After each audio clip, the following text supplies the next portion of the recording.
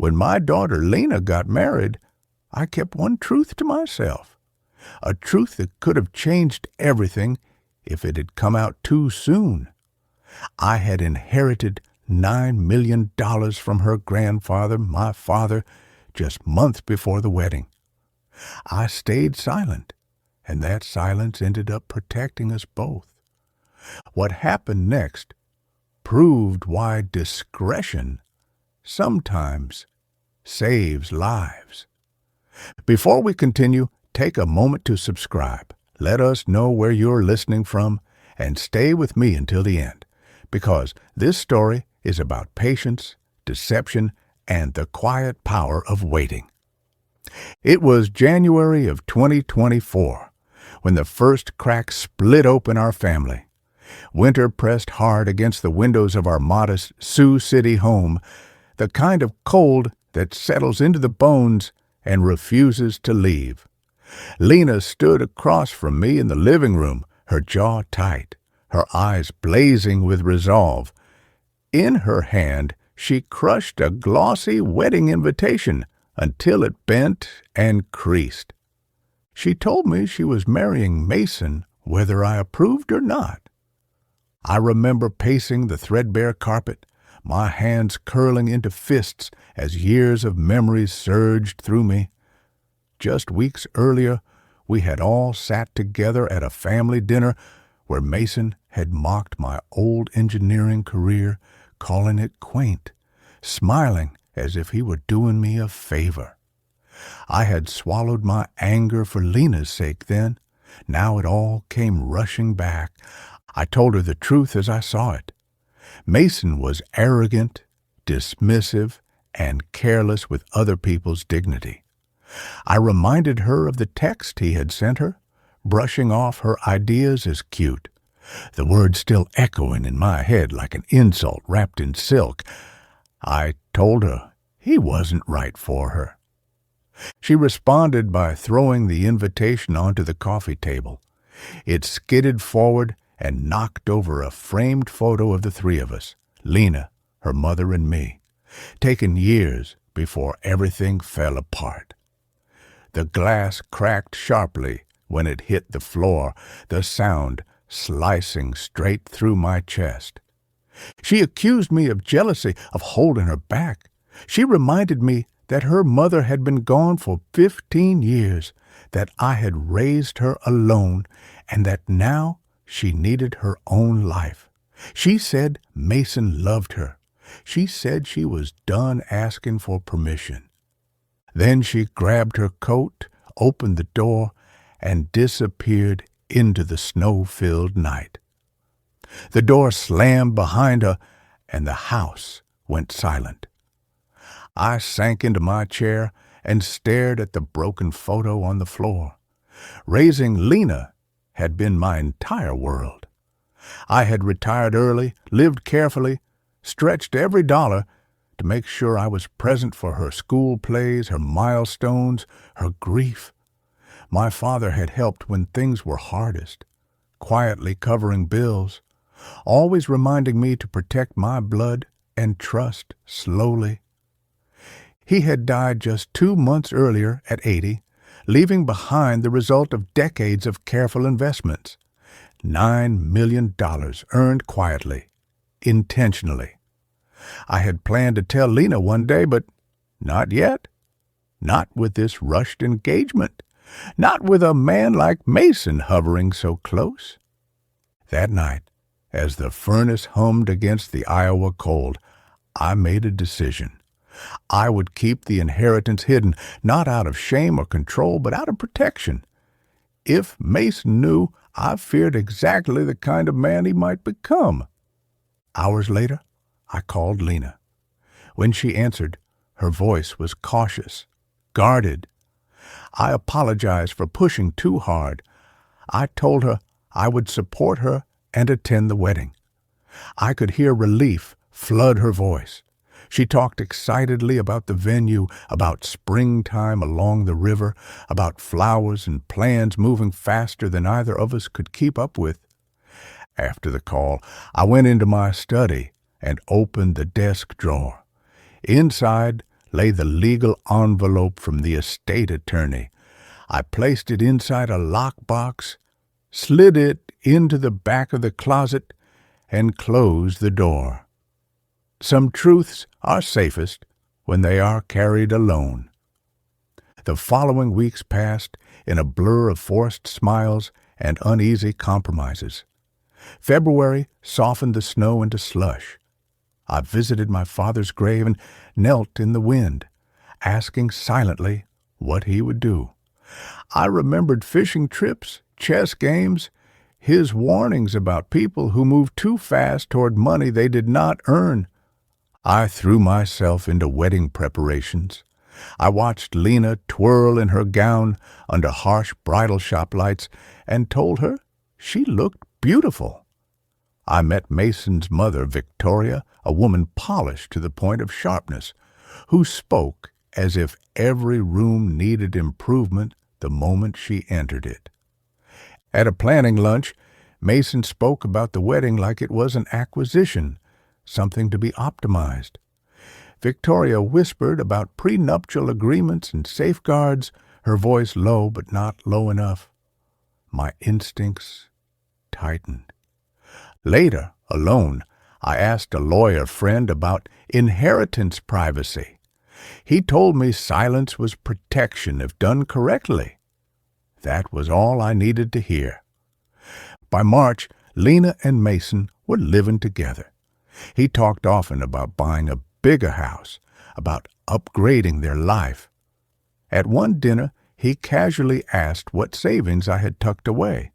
I laughed it off, but his eyes lingered too long. The wedding arrived in early spring, wrapped in flowers and chandeliers. I walked Lena down the aisle, her hand warm and trembling in mine. Mason's vows sounded rehearsed, efficient. When he kissed her, something in his grip unsettled me.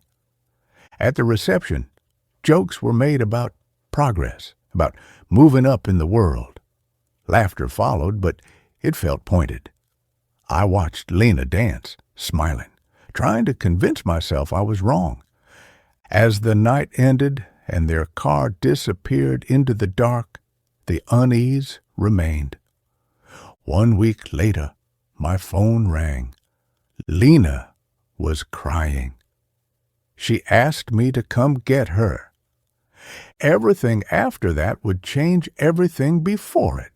The rain was already falling when I pulled up to Mason and Lena's house that night. Street lights blurred through the windshield as water streaked down the glass, and my chest felt tight with a dread I couldn't name yet. Lena stood on the porch with 2 suitcases at her feet, her hair soaked, her shoulders shaking. The house behind her was dark. She climbed into the passenger seat the moment I stopped, collapsing against me like the years had folded backward. I drove without asking questions at first, letting the road stretch between her and whatever had broken her. Only when we were halfway home did she speak. She told me there had been no honeymoon. Mason said work was too busy. Then came arguments, growing colder by the day. That afternoon she had come home early and found another woman in their bedroom. Mason hadn't apologized. He had looked annoyed. Then he showed her the divorce papers. They were already drafted, already planned, hidden in a drawer alongside messages between him and his mother discussing assets, strategy, and timing. Lena said she recognized the tone immediately. It wasn't panic, it was calculation. When she mentioned that Mason kept asking about my finances and her grandfather's will, something inside me hardened. He wasn't just leaving, he had always intended to. By the time we reached my driveway, she was crying openly. She said she should have listened. She said she felt stupid. I told her the truth. Predators don't look dangerous at first. They look charming. She slept on the couch that night, exhausted. I barely slept at all. Just after midnight, Headlights swept across the front yard. Tires crunched hard against the curb. Mason's car stopped abruptly, and he got out with fury written across his face. I stepped outside before he could reach the door. He demanded Lena come out. He said the marriage wasn't over. He accused me of poisoning her against him. When I told him to leave, he laughed and said lawyers were already involved, that his mother had connections, that they would take what they were owed. Then he said something that confirmed everything. He told me he knew there was money somewhere and that I couldn't hide it forever. I told him to leave my property or I would call the police. He stared at me for a long moment, then smirked, promised regret, and drove off into the rain. The next morning, we went straight to a lawyer. We filed immediately. Infidelity, harassment, intent to defraud. Lena signed the paperwork with steady hands, her voice calm for the first time in days. Mason called while we were there, threatening court, threatening rumors, threatening exposure. The lawyer recorded everything. By the end of the week, the rumors started. Neighbors whispered. A co-worker asked Lena if she was okay. Someone claimed she had abandoned the marriage for no reason. Someone else hinted she had cheated first. Mason's mother was busy planting stories. That was when I decided to stop playing defense. I hired a private investigator quietly, using funds no one could trace back to me. Within days, patterns emerged. Mason had been meeting with a notary before the wedding. Documents had been drafted and backdated. His mother had transferred money in small, deliberate amounts. They were preparing to claim assets that didn't belong to them. The investigator brought photos, timestamps, recordings. One image stopped my breath. Mason sitting at a desk, signing paperwork labeled with my father's last name. They had been digging through public records, hunting for proof of an inheritance. They didn't know how close they were. Weeks passed. Court dates were delayed.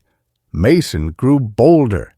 His lawyer demanded settlements that made no sense. They assumed pressure would force us to crack. It didn't. When the preliminary hearing finally arrived, Mason walked into the courtroom confident. His mother sat beside him, composed, dressed for victory. They believed Lena was young, emotional, unsupported. They were wrong. Witnesses testified. A notary claimed Lena had signed property transfer agreements. Mason's lawyer spoke smoothly about marital rights and verbal consent. Then our lawyer stood. Evidence was introduced piece by piece. Licensing records proved the notary wasn't authorized on the date claimed. Financial trails showed payments from Mason's mother. Messages revealed plans discussed months before the wedding. When the audio recording played, the courtroom went silent. The notary's voice admitted everything. Forgery, bribes, backdated documents. Mason's face drained of color. His mother tried to interrupt. The judge shut it down immediately. Charges were referred. Documents were invalidated. The marriage was dissolved without division of assets. The courtroom emptied quietly after that. Mason left without looking back. Outside, Lena squeezed my hand, breathing like someone who had finally surfaced after being held underwater. On the drive home, she asked the question she had been circling for months. How had I paid for all of it? When we got home, I opened the closet and pulled out the lockbox. I told her about the inheritance, about her grandfather's investments, about the warning he gave me, about why I stayed silent. She cried again, but this time it was relief. We sat together long into the evening, talking about rebuilding, about healing, about moving forward without secrets or fear. Some truths arrive late, but right on time. And sometimes silence is the strongest protection of all. The house felt different after everything was over, quieter, but not empty. It was the kind of silence that comes after a storm, when the air finally settles and you realize you survived. Lena stayed with me for a while. We fell into a rhythm that felt familiar, like the years after her mother died. Morning coffee at the kitchen table, evening walks when the weather allowed. Conversations that wandered from practical plans to memories we hadn't touched in years. The inheritance changed things, but not in the way most people imagine. We didn't rush out to buy anything extravagant. We didn't announce it. We didn't post it. The money stayed where it was while Lena rebuilt herself piece by piece. Therapy, time off work, long talks about trust and intuition, and how easy it is to mistake confidence for character. She told me she kept replaying the early moments with Mason, the jokes that landed wrong, the subtle disrespect she brushed aside because she wanted the story to work. She said the scariest part wasn't that he lied.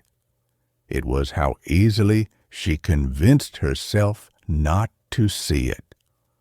I reminded her that experience doesn't come from perfection. It comes from surviving mistakes. A few weeks later, charges were formally filed. Mason and his mother were investigated for fraud and conspiracy. The notary lost his license. The story never went public in a big way. Most people never learned the truth. And that was fine with us. Peace is quieter than revenge. Eventually, Lena asked what her grandfather had planned for the money. We went through his notes together. He had set aside funds for education, security, and opportunity. He believed wealth should remove fear, not create spectacle. So we followed that philosophy. Lena paid off her student loans. She moved into her own place, small but entirely hers. She enrolled in classes she had postponed for years because someone once told her they weren't practical. I repaired the house, not to impress anyone, just to make it warmer, safer, a place that felt like home again. One evening, months later, Lena found the old cracked photo frame in a box in the closet. She replaced the glass and set it back on the shelf. The three of us smiled out from the picture, frozen in time, but still intact. She looked at me and said something I will never forget. She said the money didn't save her. Being believed did. That was when I knew I'd made the right choice. Keeping the inheritance secret wasn't about control or pride. It was about timing, about protecting someone until they were ready to stand on their own again. If I had told her sooner, Mason would have stayed longer. He would have waited. He would have taken more. Sometimes the smartest move is silence. Sometimes the strongest defense is patience. And sometimes love looks like letting people underestimate you. If this story resonated with you, take a moment to like it, subscribe to the channel, and share where you're listening from. Your support helps these stories reach the people who need them. And if you want to hear the next story, click the box on the screen and continue listening. Thank you for being here